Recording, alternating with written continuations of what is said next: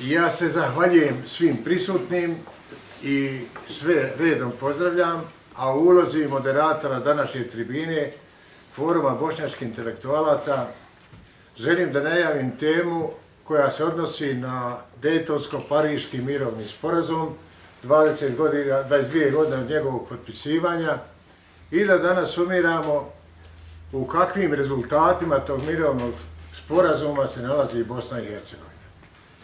Današnji uvodničar ove tribine je akademik profesor dr. Suat Kurče-Hajić, a ja sam moderator profesor dr. Muris Pahić. U vezi 22 godine Dejtonskog mirovnog sporazuma moramo konstatovati da je on zaustavio rat nagradom agresora sa pola teritorije Bosne i Hercegovine za agresiju, genocid, etničko čišćenje, teror, organizaciju i formiranje logora i za druge nečasne zločinačke radnje koje je počinio na teritoriji Bosne i Hercegovine, prevashodno većinskom, apsolutno većinskom bošnjačkom stanovništvu Bosne i Hercegovine. Onaj dio, drugi dio, koji se odnosi na civilni sektor ili na aneks 4, kako veoma često volimo kazati, nije donio ništa, već samo nastavak agresorske politike drugim sredstvima. O tome će nam posvjedočiti i svi ovi događaji koji se dešavaju u posljednje vrijeme, a to su crtanje novih geografskih karata, zatim javno govorenje kako se jedan entitet Republike Srpske treba ocijepiti i priključiti Srbiji, a opet iz onih drugih zemalja, odnosno susjednih zemalja, nam govore kako su i Hrvatska i Srbija pod znakom navoda garant Dejtonskog mirovnog sporazuma i pretaču iz običnog potpisa u garant sa specijalnim vezama, pa mogu hodati po Bosni i Hercegovini kako god kad ko želi i umije, u ime i dobrosusjedskih odnosa, ali i specijalnih odnosa sa Bosnom i Hercegovinom. Sve to ne donosi elementima pomirenja i nakon sutra ovih dana presuda koje će se izreći Ratku Mladiću i hrvatskoj kamarili na čelu sa Jadrankom Prlićem o učešću zločinačkog poduhvata nad stanovništvom prevashodno bošnjačke nacionalnosti i demontiranja Bosne i Hercegovine, koja ima svoju historiju dugu preko 1200 godina. I u tom kontekstu Dejtonski mirovni sporazum nakon 22 godine gotovo ništa se pomako nije, naprotiv je gore, nego kad smo na Univerzitetu u Sarajevu obilježavali 15 godina Dejtonskog mirovnog sporazuma i kada smo bili optimističniji nego što smo danas. O ovom i ovim temama mi ćemo danas to da čujemo od našeg uvodničara, akademika Suata Kurče-Hajića, pa mu ja dajem riječ. Hvala puno. Samo da mi se naštimamo.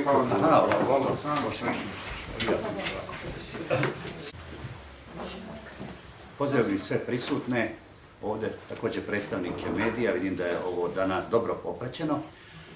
Ja ću vam nešto reći, što se tiče Dejtonskog sporazuma, to je bila moja doktorska tema prije nešto više od 11 godina. Tako da znamo sve i dobre i loše strane. Ukratko ću vam reći, Dejtonski sporazum je već na startu imao nedostatke zbog kojih je mogao biti osporen kao međunarodni ugovor. Znači, kad vam kažu da je nešto sveto slovo, međunarodni ugovor nije sveto slovo, on ima svoje mehanizme osporavanja i mogućnosti poništenja. Konvencija o pravima ugovora Bečka od 68. govori o tome.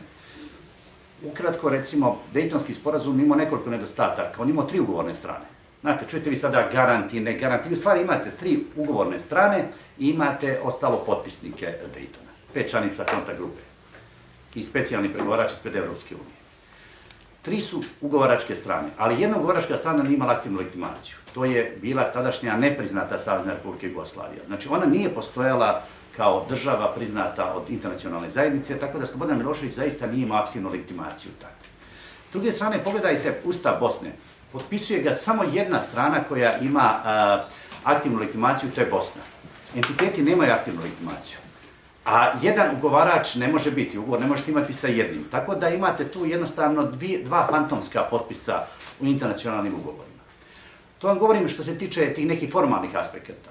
Sljedeća stvar koja je bila 2007. 26. februara kad je formulacija najvećeg suda na planeti bila da su vojska i policija Republike Srpske osmislili izvršili genocid u Srebrenici, doveli su u pitanje Republiku Srpsku i kompletan Dejtonski sporazum. Jer član 53 Bečke konvencije kaže nedvosmisleno svaki internacionalni ugovor koji je učinjen uz povredu jus cogens norme, to je najjača norma na planeti međunarodnog prava, norma koja na prvom mjestu zabranjuje genocid, je ništav.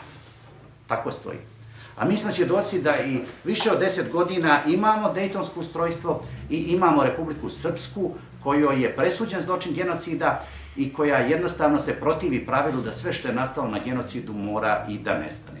Po mom mišljenju, adresa ko treba ovo da realizira jesu Ujedinjene nacije, pošto su one stvorile najveći sud na planeti i postoje stručnjaci za internacionalno pravo koji smatraju da je Srpskoj tada presuđeno kao genocidnoj tvorevini, ali da ona živi jer nije uslijedilo izvršenje presude. Mislim da je zato adresa Ujedinjene nacije i to ne može država Bosna tražiti jer će imati blokadu, to mogu tražiti određene političke opcije. Ali ja ću se sada zadržati na tome da mi funkcionišemo po Dejtonu. Uz sve ove nedostatke koje sam rekao, koje ga osporavaju. Znači, ovo su pravni nedostaci od kojih ne treba odustati, posebno ova presuda za genocid, to je po mom mišljenju omča oko vrata toj Republici Srpskoj. Najveća greška Dejtona je bila uopšte instaliranje Republike Srpske. Znači, jednostavno, tvorevina koja je nastala kao paradržavna i zbog koje je sve napravljeno i koje je poslije presuđen zločin genocida, bilo je puno mogućnosti da se to uopšte ne napravi u Dejtonu. Tim prije što je pred sam završetak rata u Bosni Krajišnik molio, pa i Milošević, da se zaustavi armija Bosne pred Banja Lukom, da će nestati srpski faktor u Bosni i Hercegovini ako se to ne uradi. Pa je Holbruk nazvao predsjednika Izetbegovića i tražio da se momentalno zaustave sve akcije prema Banja Luci. Priznao je da je tu pogriješio.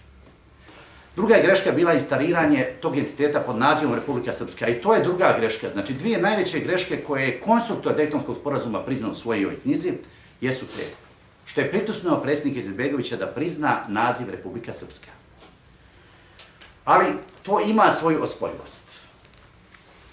Sljedeća najveća greška Dejtona jeste što nam je ustav građanski koji smo mi imali, koji je bio u skladu sa evropskom tradicijom ustavnosti, napravio je inverziju ustav naroda.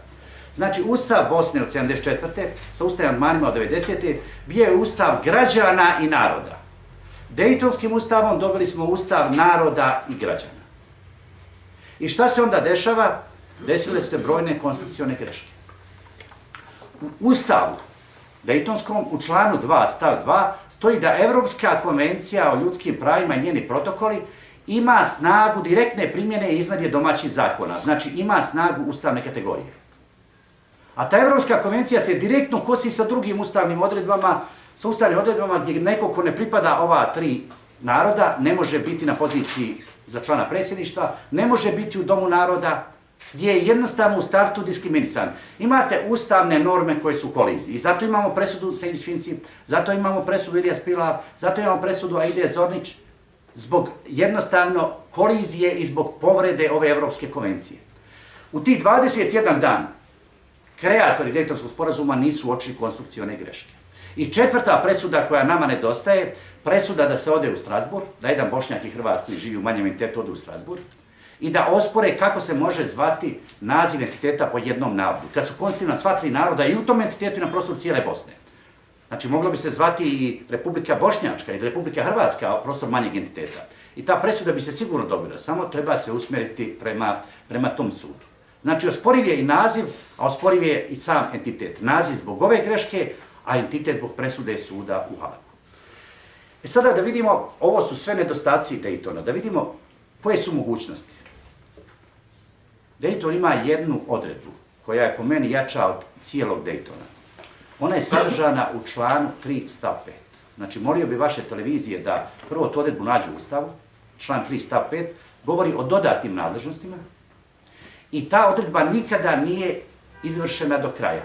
To je odredba jednostavno, kad je ona u pitanju, Milorad Dodik ima kokrenu na očima. Nikad je nije vidio, nikad je nije ni uočio, čak ni bajni pravnici i akademici u manjem entitetu nikad je nisu uočili. Ja sam imao duel gdje su jednostavno rekli da prvi put čuju za to. A to pogledajte. Znate šta tu stoji?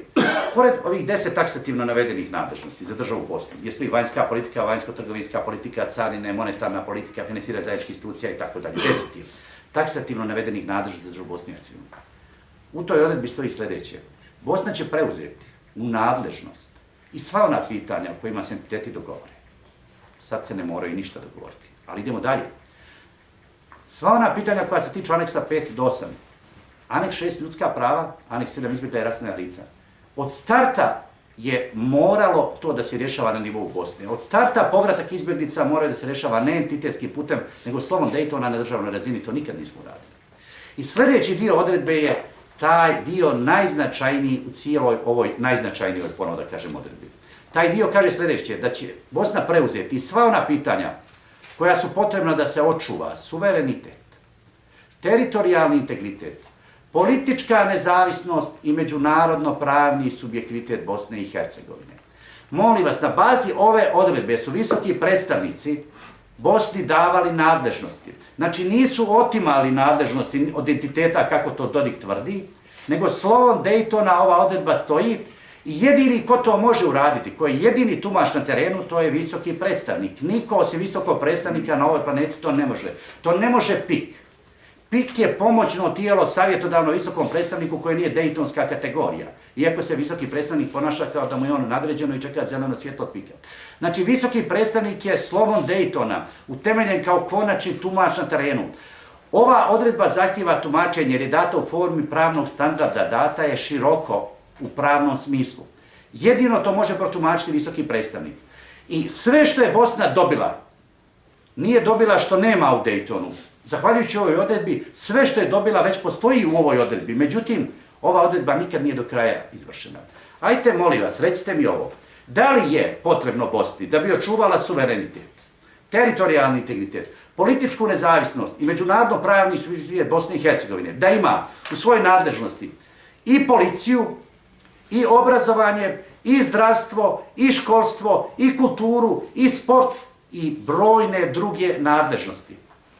Ove su nadležnosti potrebe i visoki predstavnici nisu nikada trebali da konsultuju entitetske predstavnike vlasti oko ovoga, jer ovo je slovom Daytona dato državi Bosni i Hercegovini. Visoki predstavnik je trebao da donese odluku o proglašenju zakona da recimo policija, sport, kultura i obrazovanje budu na nivou države Bosne i Hercegovine na osnovu člana 3 stav 5 Ustava Bosne i Hercegovine i njegove mogućnosti da izvrši tumačenje te odredbe na osnovu aneksa 10 i da jednostavno integriše Bosnu. Znači u Daytonu kakav god da je, osporavan, neosporavan, postoji šifra. Zahvaljujući ovoj odredbi, Daytonski sporazum bi mogao imati, odnosno mogao bi dati Bosni i Hercegovini veći broj nadležnosti na nivou države nego što je čak imala Republika Bosna i Hercegovina.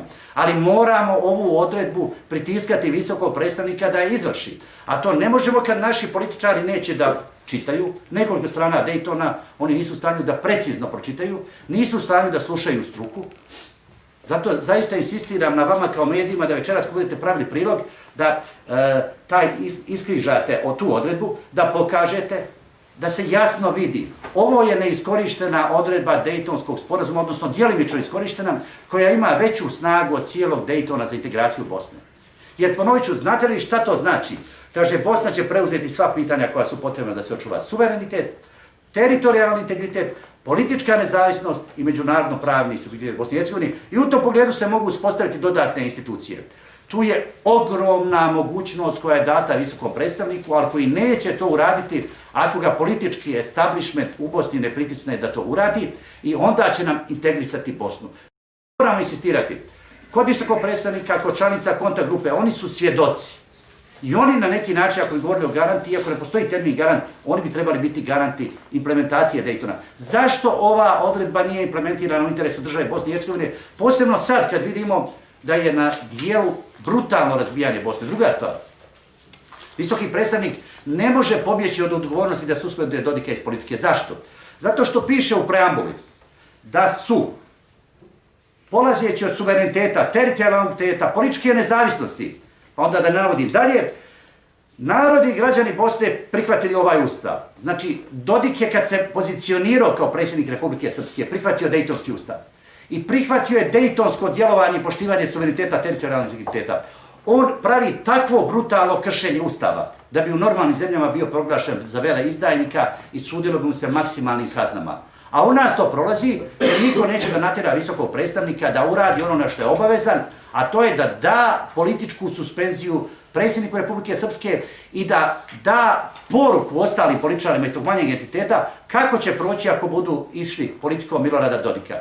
Moram vam reći otvoreno, on u ovom momentu je u toj mjeri generisao svijest srpskog naroda, da jednostavno oni misle da je pitanje odcjepljenja i razbijanja Bosne pitanje trenutka.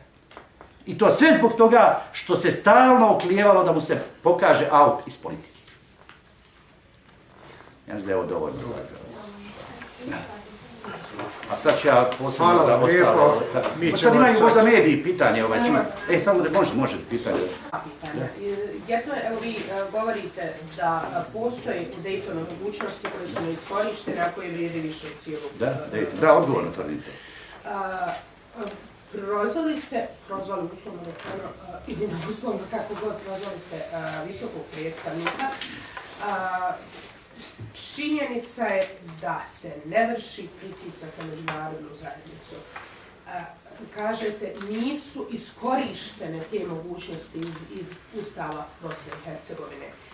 Ko su krivci što nisu? Naši političari, ja sam ubjeđenja do skoro da kad sam interno razgovarao, vidio sam da lideri pojedinih političkih opcija ne znaju uopšte za ovu odredbu. Kako će iskoristiti nešto što ne znaju? Druga stvar, u Banja Luci sam bio u duelu sa akademikom njihovim koji prvi put u životu to čuo, a kod mene evo ovdje ima studenta koji će vam posvjedočiti da oni ne mogu da prođu u politički sistem Bosne, a da tu odredbu ne znaju. Znači, to je jedno od temeljnih pitanja, znači mogu sve ostalo odgovoriti. Ne znaju li tu odredbu, ne mogu proći, jer tu je šifra integracije Bosne. To je najvažnija odredba ako ćemo živjeti po Dejtonu. Uz ovo što govorim da Dejton je osporiv. I mislim da je naš politički establishment, visoki predstavnik, naprosto, ja ne znam zašto, 2 puta ga je Dodik nazvao hoštaplerom u emisiji Upitnik prije nekoliko dana. On je morao da zaštiti, ako neće sebe, što njega lično vrijeđa, mora da zaštiti instituciju za koju je plaćen, instituciju visokog predstavnika. I na to nije smio da se ne odazove. Istina, on je, koliko sam čuo, jer sam imao korespondenciju, on je do 22. u Vašingtonu, u Americi, ali dobio je ovo, proslijedio sam mu to da pogleda, on naprosto ne bi smio da ne reagira. Ali su naši političari zaista toliko inertni, oni se ne bave državotvornom, po mom mišljenju, politikom, jer je ovo stvar koja je jako očiva. Samo obratite pažnju, mi smo imali javnu tribinu ovdje, kad je Bakir Izetbegović rekao nešto što je potpuno drugačiji kontekst preneseno. On je rekao da bi on Kosovo priznao, da se nada da se priznati, ali da to ne može da se zbog člana predsjedništva. To su preveli sa bosanskog na srpski jezik da je rekao da se Kosovo će priznati, što nije tačno. To je bukvalno... Koji političari, molim vas, koji naši političari? SDA je najodgovorniji jer je trenutno vrši vlast.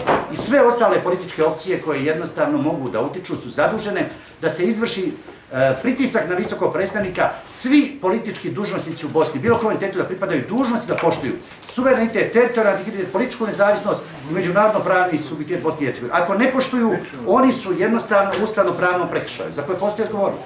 Molim vas, samo još kratko jedno pitanje. Koliko je Dejton zapravo kriv za jako loš kvalitet života građana u Bosni i Hercegovini? Postoje li stvari koje, evo, Dejtonski sporazum jeste jedna velika kočnica, jedna velika barijera, a s druge strane, onako poprilično izvjesno da ga se gotovo ne možemo riješiti, ako vi kažete da je osporiv. Zato očito ne postoji bolja godinama dovoljno. Ne postoji kad je neko uputio pismo Ujedinjenim nacijama od naših, recimo, političkih prvaka. Imamo Dejtonski sporazum i jako loše živimo. Mislim na bukvalno egzistencijalna pitanja, na kvalitet života. Ali tu je Dejtonski sporazum, jest povezano, ne znaš što je povezano. Znači, Dejtonski sporazum je dao nadu političkoj opciji koja je htjela da razbije Bosnu, velikosrpskoj političkoj opciji, da proces nije dovršen, što je Krajišnik rekao, kaže, mi smo uradili jedno polovrijeme na budućim generacijama da naprave drugo polovrijeme. Prvi put u istoriji imamo srpsku državu s ove strane Drine. Nikada nije stvorena srpska država, pa nije ni Republika Srpska srpska država. I Teksas ima predznak Republika i s time je prevario Holbrooke Izetbegovića, a Sjedinjene Američke Države nemaju prefiks Republika, pa su nešto mnogo jače. To je država lažna država, država koja to nije, gdje nije nigdje označena, ali daje se nada, ja bih rekao, srpskoj svijesti koju generišu političke opcije Milorada Dodika, da će Bosna prestati postojati i u takvoj situaciji ko je spreman da investira. Zamislite vi, investirate u zemlju gdje se govori da će se razbiti, s druge strane Bošnjaci kažu mi ćemo braniti, mi to nećemo dati, Bosna se neće, to znači bit će rat. Ko je spreman da investira veliki kapital u zemlju koji se može očekivati rat? I oni, slušam političke lidere koji kažu da u Bosni sigurno neće biti rata. To je netačna teza. Hajmo da budemo iskreni, svi smo mi mislili da u Bosni neće biti rata. Bošnjaci posebno. Mi nemamo pravo, Bošnjaci nemaju pravo da kažu neće biti rata, jer nemamo pravo jer smo svi pogriješili. Je li moguće živjeti bolje u Bosni i Jeste. Hercegovini? Ja ću vam reći nešto. Republika Srpska je zaista postala od obećane slobode, kako im je Karadžić govorio za srpski narod, postala je najveća tamnica i najveći okop srpskog naroda. Srpski narod je bio slobodan dok se nije stvorila Republika Srpska. Srpski narod je uveden u bespotrebni rat sa svojim komšijama u jednoj Bosni u kojoj je srećan bio, u kojoj 80% ulica u Sarajevu nosilo pod srpskim nacima i Bošnjacima, nije to smetalo i navikli smo se na to. Znači, srpski narod nije uopšte trebao da pribjegne. Problem su bili koncepti koji su bili na fonu stvaranja sve srpske države. Jedino Jugoslavija je bila zemlja u kojoj su svi Srbi mogli biti u jednoj državi, ali ta Jugoslavija bi mogla biti predmet. Evo i o tome razmišljam 1. decembra je 99 godina od stvaranja te prve južnoslovenske, pa da objasnimo kako je uopšte došlo do toga. Problem je to. Problem je, neće ljudi da ulažu u zemlji koja nema ekonomsku sigurnost. Ulazak Bosne u NATO pakt, i da vam još ovo kažem, može referendum za NATO pakt, ali na nivou države Bosne, jer je pitanje ulaska u NATO pakt pitanja vanjske politike i države Bosne. Ima li još, izvolite. Ajmo Vešna sa TV1. Da li Dayton zapravo daje pravo Hrvatskoj i Srbiji da se uključu u neke... Ne, njima daje obavezu da poštuju Dayton. Znači, oni su potpuno krivo shvatili. Čuo sam izjavu Vučića, da oni imaju pravo. Oni imaju obavezu kao ugovorna strana da poštuju. Jer onog momenta kada Dodik govori da će jednog dana Srbija i Srpska biti jedno, a Vučić stoji pored njega i ne progovara ništa, Vučić je u prekršaju. Zato što postoji malo prije odredba u preambuli, ponovit ću, stoji polazeći od suvereniteta, teritorijalnog, političke nezavisnosti, međunarodno-pravnog suvereniteta Bosne i Hercegovine. Narodi i građani Bosne prihvataju ovaj ustav. I oni kao potpisnici ugovorna strana, znači oni su ugovorna strana, nisu oni garanti. Termin garante postoji, ali mogli bi reći da su svjedoci garanti, ako bismo baš htjeli da prevedemo. Postoje svjedoci koji su bili prisutni da je to tako urađeno i oni garantiraju da je tako potpisano. I ako sada Vučić pusti Dodika da on priča da će se Bosna raspasti, a ne govori, on je nečinjenjem došao do ustavno-pravnog prekršaja koji na određen način u nekim krupnim povredama bi mogao da dovede opet do poništenja ugovora zbog toga što se jedna strana ne pridržava. Ali mi smo svjedoci neizvršenja jedne stvarno strašne situacije. Znači, kad se desi genocid, sve što je nastalo genocidu mora biti deistalizirano. Republika Srpska je zaista uzrok i posljedica genocida. I to je veliki problem. Pošto Bosna se ne može obratiti kao država Ujedinjenim nacijama, onda političke opcije poput SDA trebaju uputiti pismo svim člancima Ujedinjene nacije da pitaju da im se da tumačenje te presude. Ne možemo se mi obraćati sudu kad je on već presudio. To se pravo zove res judicata, presuđena stvar. Mi treba da pitamo kako može da postoji tvorevina koja je presuđena za genocid. Da li bi ona tom presudom trebala biti deistalizirana? Da Ujedinjene nacije koje su stvorile najveći sud na planeti daju odgovor. Pa ako oni kažu da genocidna tvorevina može da postoji, onda je to vrlo loša poruka i loš presedan za poredak pravni i internacionalni svijet. Danas je Vučić rekao da Republika Srbija ne želi Republiku Srpsku. Da, ali to mora da kaže prisutno Dodika i to otvoreno, decidno mora da kaže. Svim društvenim mrežama je objavljena ova vijest. To je jako važno, evo ja ću vam iskreno reći. Ja sam puno puta podižao Dodika zbog ovih zadnjih situacija gdje Dodik i Vučić zajedno stoje i gdje Dodik izjavljuje ovakve izjave, juče crta mape, moram otvoreno reći. Ja ne znam ni Karadžić, ni Tuđman, ni Milošević da su tako eksplicitne izjave davali.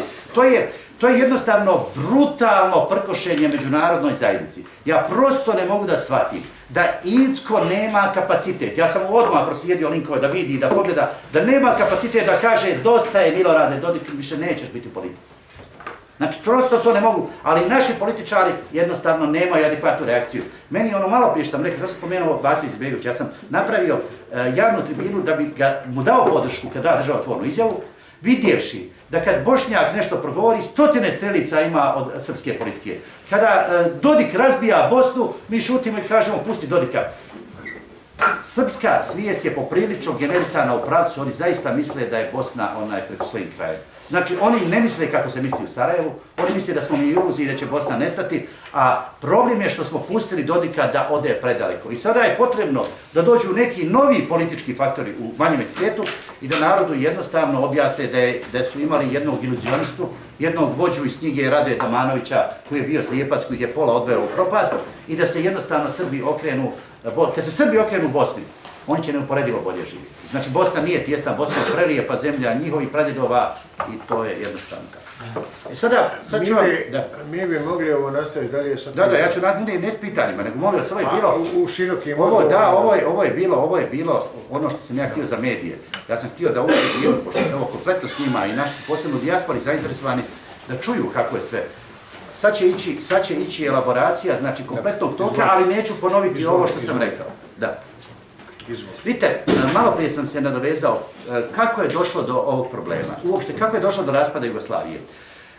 Puno sam se bavio tim, bavio sam se iz jednog razloga, jer sam volio tu zemlju, znači volio sam je kao što diše, volio sam je znači kao što se voli prva ljubav.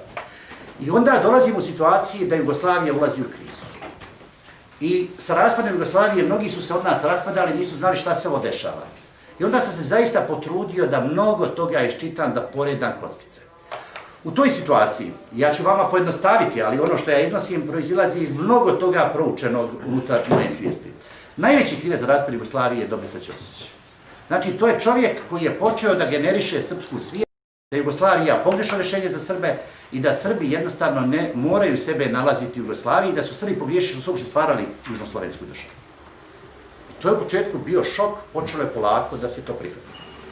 Posljedica toga je bio memorandum Srpske akademije nauka i umjetnosti. Možete sad svi prijeći, kako se slobodilo, možete prijeći ovdje, a svatko možete tamo odmah iza stolici. Znači, posljedica toga je bilo memorandum Sanua. Taj memorandum Sanua je jednostavno govorio u smislu ili će se Jugoslavija transformisati da ojača, znači da se smanje ovlašćenja republika i uz to da se redefinira položaj Srbije ograničenjem Kosova i Vojvodine kao autonomnih pokrajina, ili će Srbija krenuti svojim putem. To je tako banalizirano. Slobodan Milošević je prvo napao taj projekat. Smatrao je da nema goreg nacionalizma od tog memoranduma Sanua, da bi vrlo brzo postao njegov egzekutor, izvršilac. Politikom koju je krenuo Slobodan Milošević, po mom mišljenju, koja ga je i opila.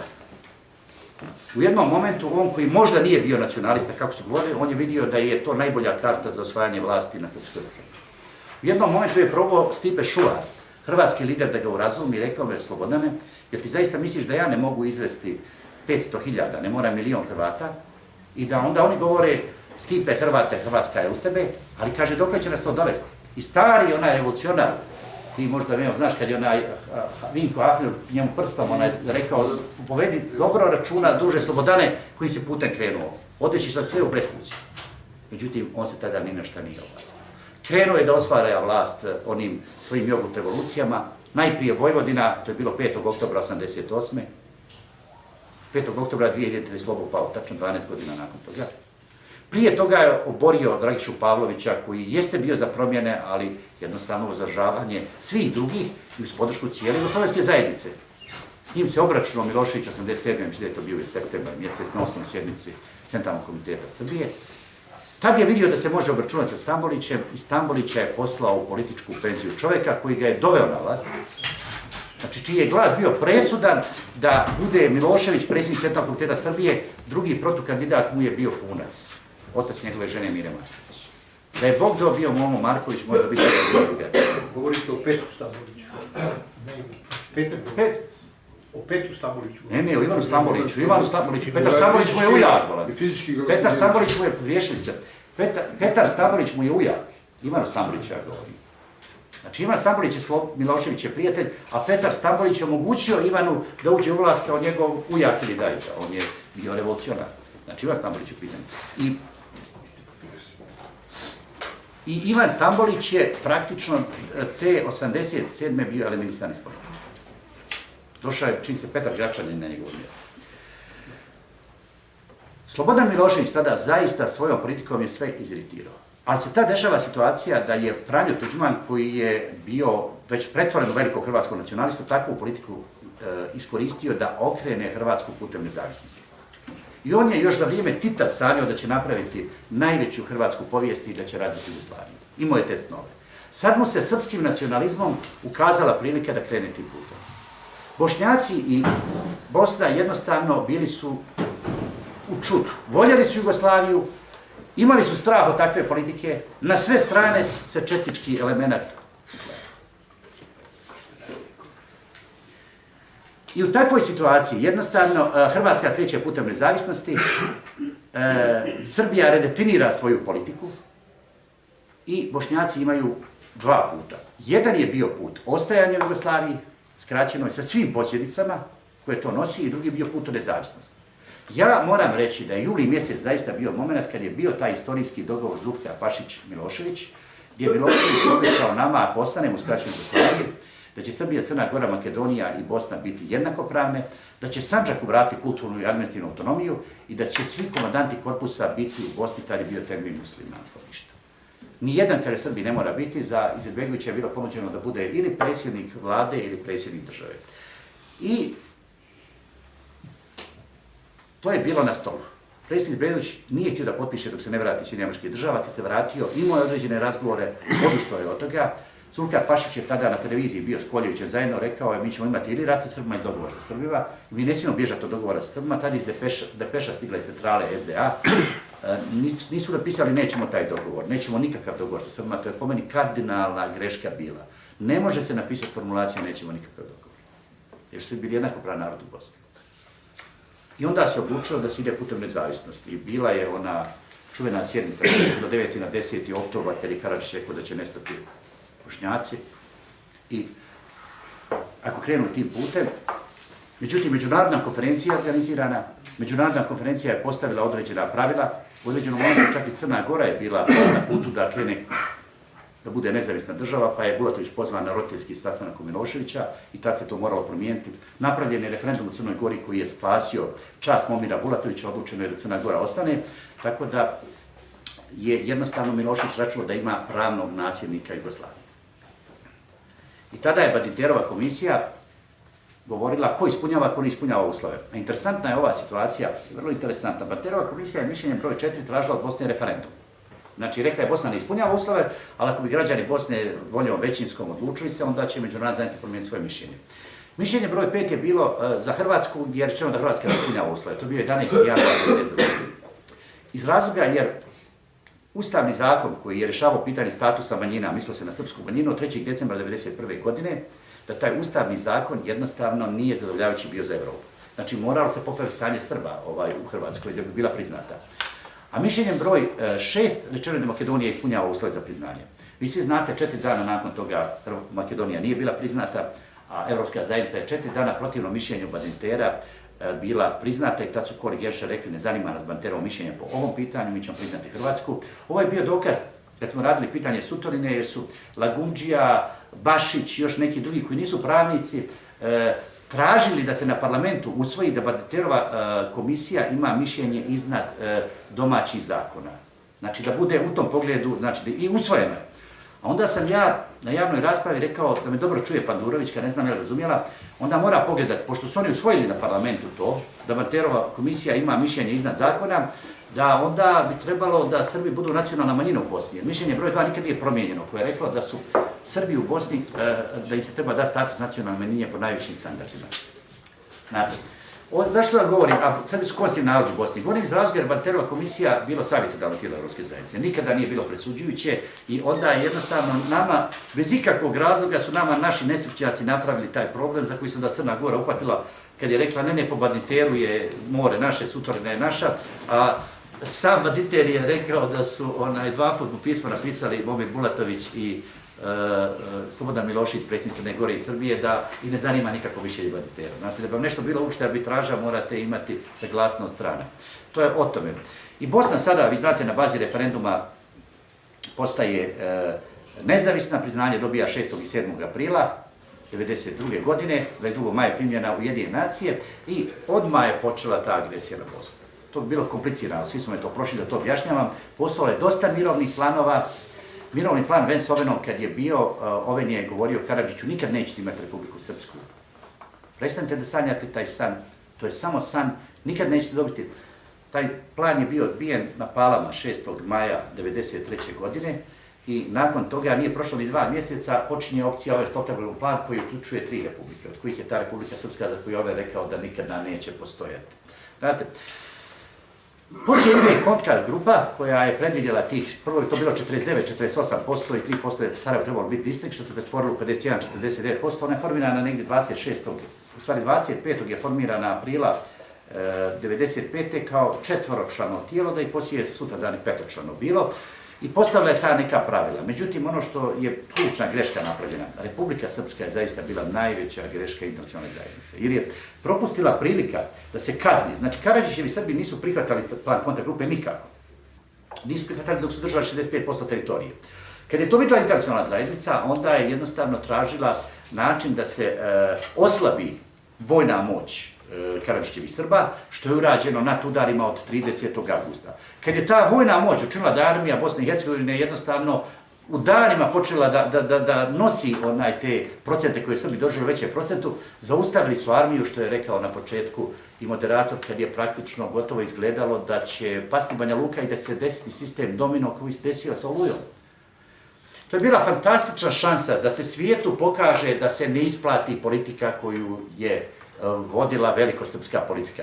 Da je Republika Srpska pala kao domino efekat, to bi bila sjajna poruka za budući svijet, da se ne isplati praviti politiku na tim velikodržavnim koncepcijama, jer bi imali sjajan primjer. Znate kakav sad imaju primjer? Imaju primjer. Velikosrpska politika je krenula s tim, u Bosni nije postojala Republika Srpska, u Bosni sada imate za rezultat Republiku Srpsku. Znači, Republika Srpska je nagrada onoj snazi koja je odgovorna za sve ove silne zločine i za sve ove silne presude.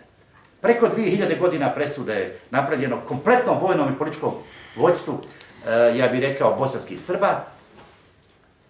Sutra očekujemo presudu i Mladiću, a da u isto vrijeme postoji instaliran entitet koji je odgovoran za to i koji je na kraju i presuđen. I mi ne možemo, naši političari mogu da kažu, dok god mi funkcionišemo po Daytonu, mi možemo akceptirati taj entitet. A ne moramo reći Republika Srpska.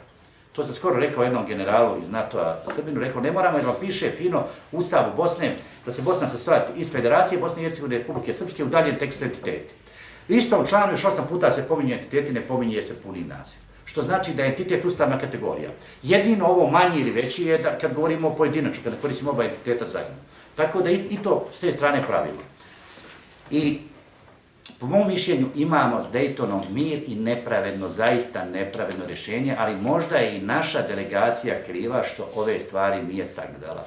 Što nije jednostavno imala viziju u kojoj mjeri će kamen spoticanja biti instalirani te Republike Srpske, jer je problem isti oni koji su razbijali Bosnu, oni su planirali nestanak bošnjačkog naroda i nestanak Bosne. I Bosna nije nestala, ali njihova politika se nije zadovoljila sa postojanjem samo Srpske, nego se mora napraviti sljedeći korak. I taj korak jeste praktično razbijanje Bosne. Iako, ako bi se pojavile snage u srpskom narodu, a srpski narod ima jake i demokratske tradicije, koje bi odradile da se jednostavno okrenu Srbi u drugom pravcu, onda bi se stvari mogle promijeniti. Onda bi zaista srpski narod vidio da je Republika Srpska bila tamnica za njega, ali i za nas sve ostalo.